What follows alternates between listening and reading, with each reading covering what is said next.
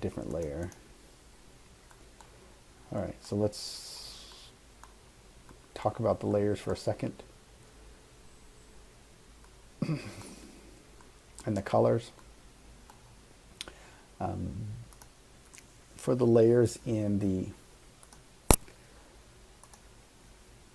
an elevation drawing, typically you just have layers that represent the different colors.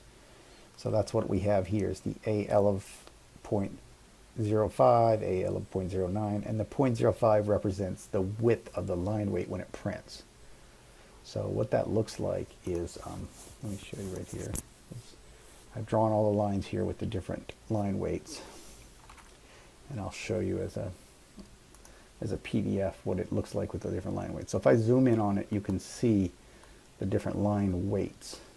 So they start off very thin, which is the blue line, then it goes red, yellow, green, cyan, magenta, white, and then there's some of the other lines. So the dashed line, the gray 8, the gray 9, hidden, and a couple hidden lines. All right, so the line weight corresponds with the color. And the reason we do that is so that you can differentiate depth in a drawing. So in this view, we only see two dimensions. We see the width of the building and we see the height of the building, but we don't see the depth. That's why we can't really tell that this handrail is in front of this, except when we trim out those lines that go behind there. If this object was in front of the handrail, then the handrail would get trimmed out and the red lines would be in front. So the way you represent depth is by line weight. The rule is that objects that are closer to the viewer, objects that are closer to, closer to whoever's looking at this view, are thicker. So those are the thicker lines. Is there a way that you need to go about layering this? Not really. It's, some of it's trial and error. You get better the more you do it. You get the more experience you have, the better you get at doing this. Oftentimes what I'll do is set everything to one color and then go from there, because it kind of gives me a base. So there's no right way to do it. You usually want to make your structural elements be a little bit bolder so that they stick out. But again, the rule of thumb is stuff that's closer should have a thicker line weight. So the majority of the line weights that I use is cyan, green, yellow, and red. That's 80% of my lines are in that kind of area. White here, this AL of 70 is what I use for the grade line, because that is a very, very thick line. So, oh, this is the one that I adjusted. This is the wrong one. Let me fix this. Copy that up. So, let me bring this up here. All right, I can just trim those out really quick. So that's the line that I want to be. This one, I need that one that has that line.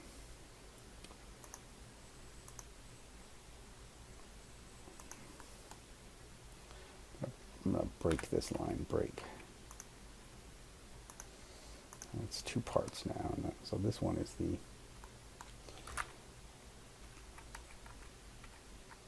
this one is going to be the ground line. This one is going to be the line that represents the grade marker, the elevation. So I'm just going to start by, let's see what we did before. Make the outline of the building all cyan, which is a good thick line. So it's just a matter of selecting them and then changing the layer. And this one, and this one, and this one I'll make green. And again, as I said, this is trial and error. You do this and then you see what it looks like, and then you print it and see what it looks like, and then you adjust it.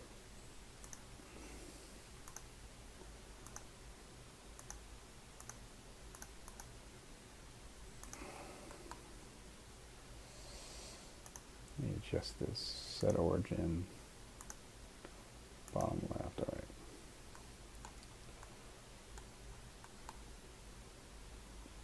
This is the one I wanted to hatch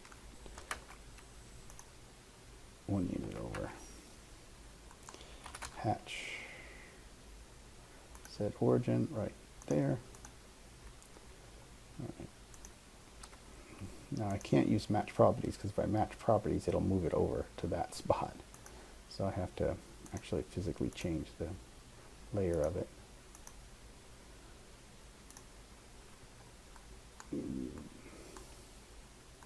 So all of these I can make. One thing you can do is if you click on it, you can right click and go to select similar, and it selected all of those at once. It did add these ones down here, which is fine for right now. I can change those quickly if I want to. So make these red. I'm going to change these to yellow because they're very close to the viewer. They're at least closer than, no, they're the same as those. But I want them to be a little more prominent. I'm going to change these to cyan. Maybe green. Change this all to yellow. I'll change this one to green. This one to green. And then the other ones will all be yellow.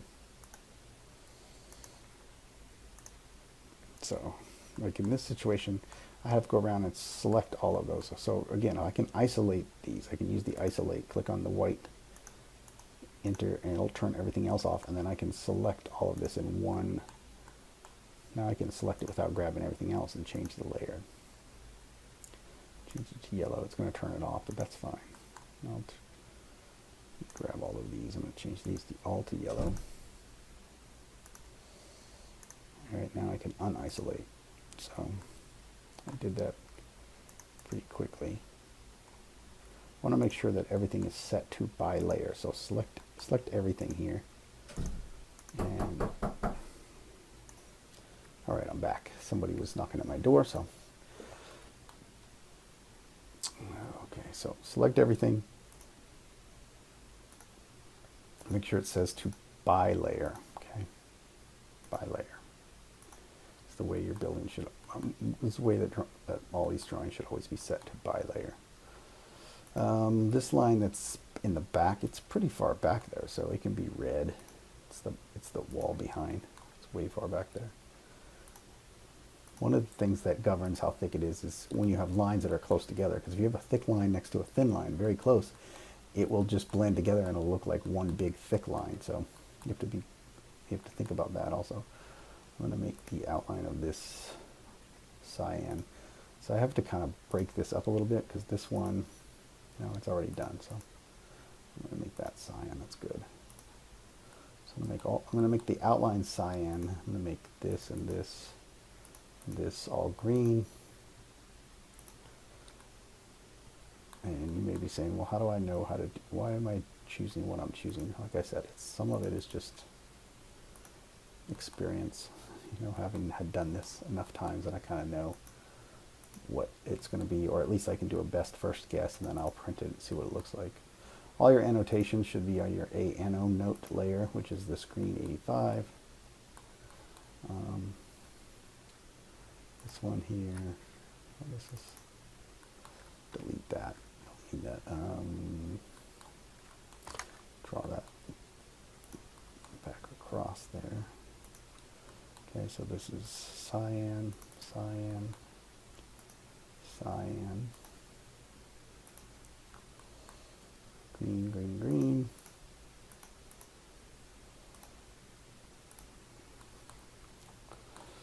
And these are,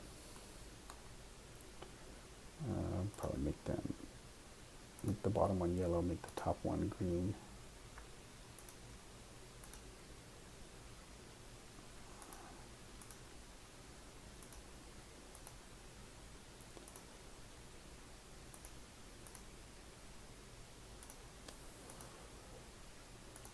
And I'll make this this one,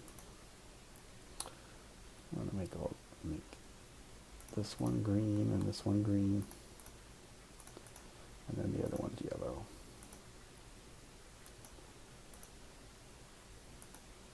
And then we can do a little quick test print and see what, just inside the computer, see what it looks like. It's kind of coming out. Alright, so there we go. This is annotation, annonote, or annodim. It's going to be an annonote.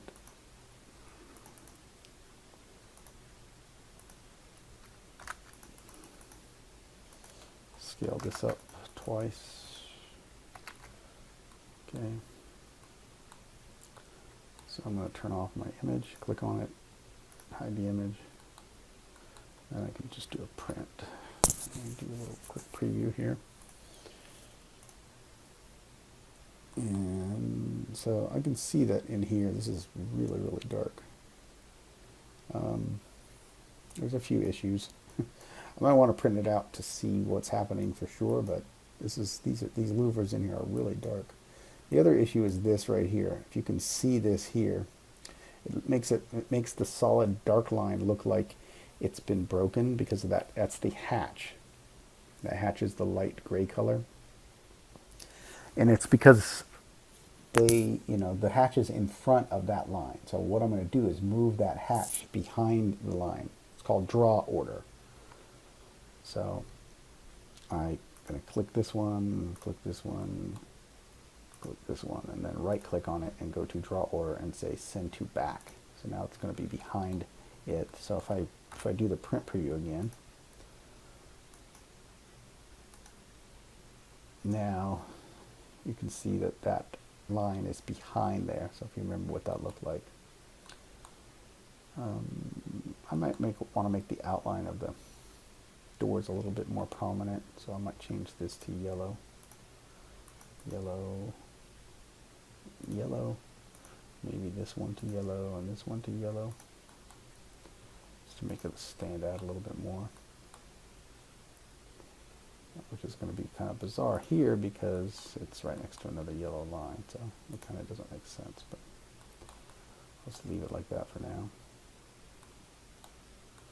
So yellow, yellow, yellow, yellow, yellow, yellow, yellow. I'm just doing the outlines of each of these objects so they stick out a little bit more.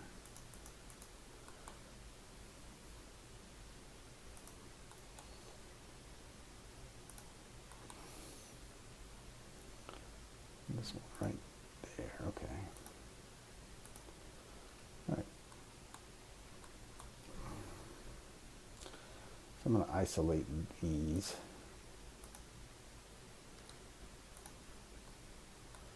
And let's see if I can do this. It's already yellow. Yellow's pretty thin, so I'm just going to leave it like that, see what it looks like.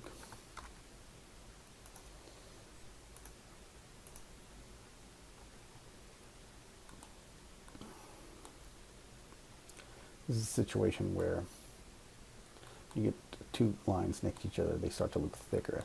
This one back here is on a layer that had never been changed, so it's obviously it's on the white layer or a layer that is white, so it's the thickest lines, which it should not be. The thickest line on this in this view should be the grayed line. All right, so that's this one back here. That could be yellow. Alright, so I'm going to save that for now. The only thing left to do is add the annotations. I'm not going to go through and add all the annotations.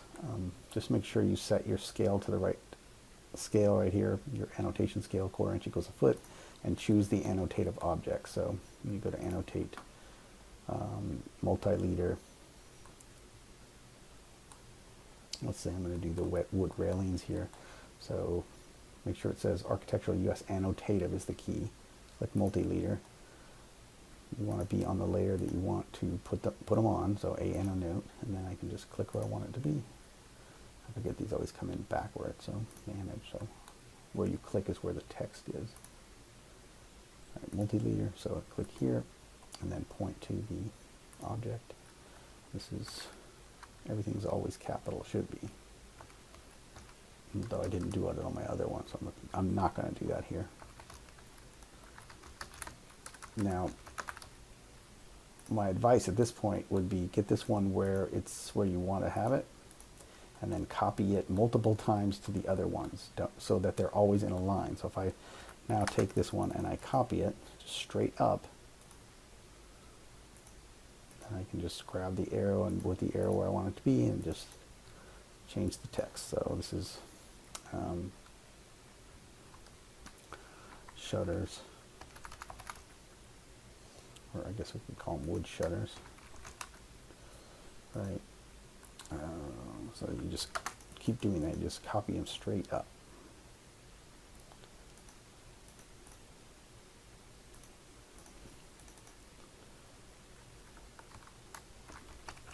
Louvers,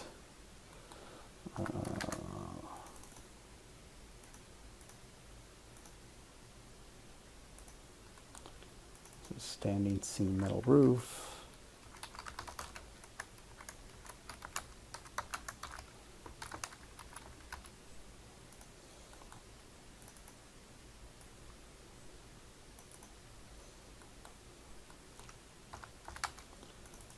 put a couple over here like this. These ones you don't want to bring them straight up because the leader would be so far it would look kind of strange.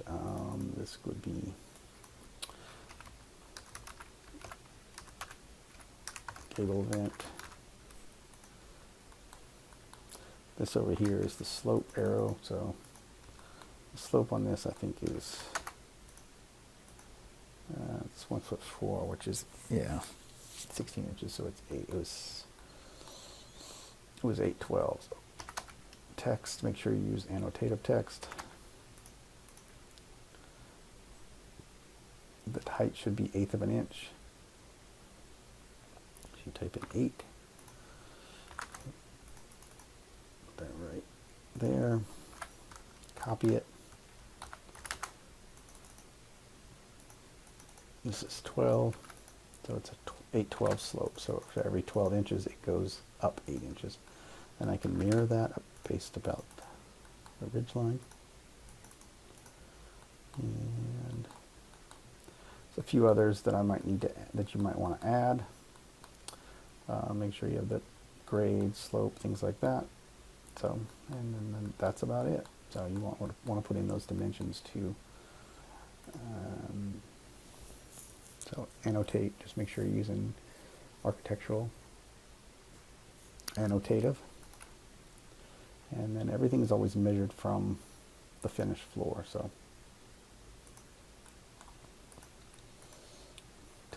the trick to continue with this one dimension is to click on the dimension, hover over that dot, and then say continue. And it'll just continue with that one dimension. Then you can click here. And then same thing with here. Continue dimension and go this direction.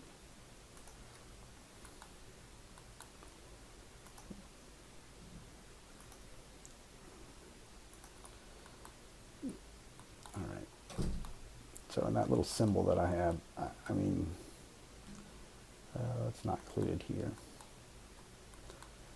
You don't have to include it, so make sure all your text lines up. So if I was to draw a line right here, so go straight up, all my text is right on that line, okay? And that's the same thing you'll see over here. All of these are lined up.